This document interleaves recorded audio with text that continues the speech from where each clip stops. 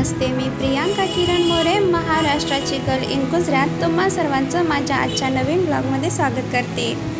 आजचा ब्लॉग खूपच खास आहे कारण आज मी तुम्हाला माझा इव्हिनिंग ब्लॉग दाखवणार आहे। आज मी इव्हिनिंगला काय काय केलं, कुठे कुठे गेले हे मी तुम्हाला आजच्या व्हिडिओमध्ये दाखवणार आहे।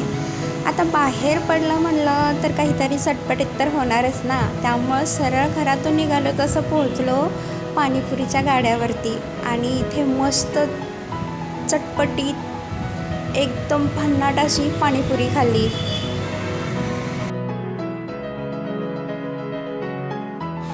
आज पहिल्यांदाच असं झालं होतं की आम्ही आलो आणि आम्हाला पटकन नंबर मिळाला। मी गेली तेव्हा कोणीच नव्हतं, त्यामुळे माझाच पहिला नंबर होता। माझ्यानंतरच 3-4 मुली आलेल्या होत्या।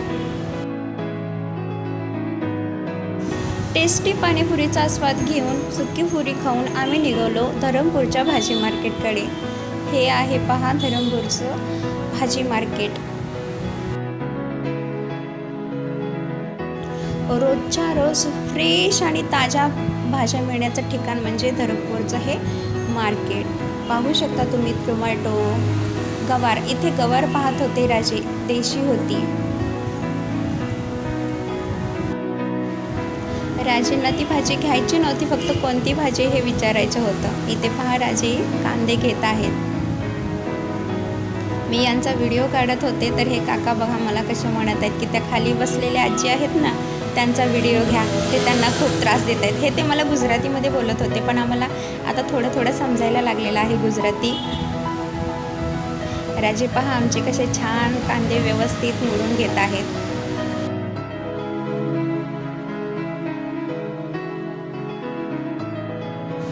आम्ही या काकांकडूनच नेहमी कांदे वगैरे घेतो, त्यामुळे हे काका थोडीशी चेष्टाच करतात आमची। थोडीशी ओळख ही झाली आहे इथील लोकांशी। पहा आमच्या राजेंनी छान कांदे निवडून घेतलेले आहेत आणि त्याबरोबर त्यांच्या गप्पाही सुरू आहेत बरं। त्यांना ते विचारत आहेत कुठून माल आणता, भाव कसा राहतो, कमी कधी होतो, कधी जास्त महाग असतो, ते मूळचे कुठले आहेत, ते सगळं विचारून घेत आहेत पहा। तेही आमच्यासारखे बाहेरचेच आहेत म्हणा।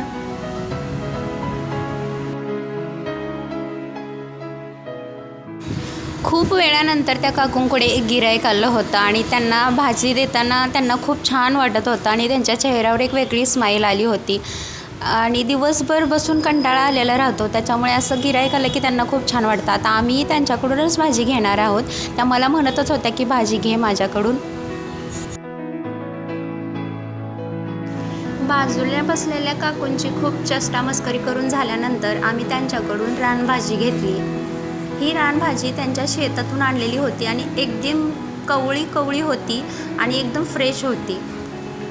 त्या मावशींनी तेवढी भाजी आम्हाला 20 रुपयांना दिली आणि त्यांनाही थोडासा आनंद वाटला, कारण ते दिवसभर सकाळपासून तिथं बसलेले असतात। असं कोणी त्यांच्याकडून भाजी घेतली की त्यांना खूप छान वाटतं।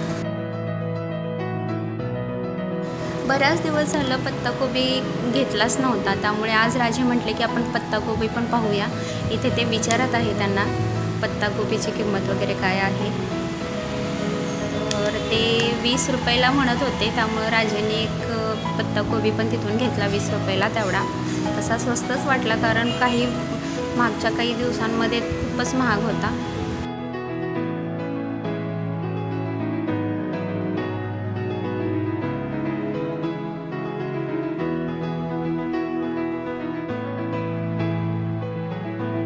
भाजी घेऊन आम्ही निघालो आमच्या पुढच्या डेस्टिनेशनकडे, कारण आम्हाला अजून थोडं एक काम करायचं होतं, ती म्हणजे पाणी।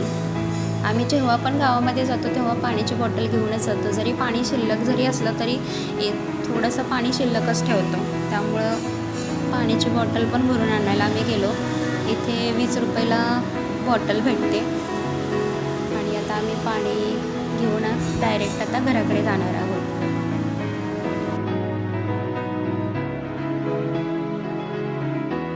तर आजचा हा असा छोटासा माझा इव्हिनिंग ब्लॉग कसा वाटला ते कमेंटमध्ये नक्की सांगा।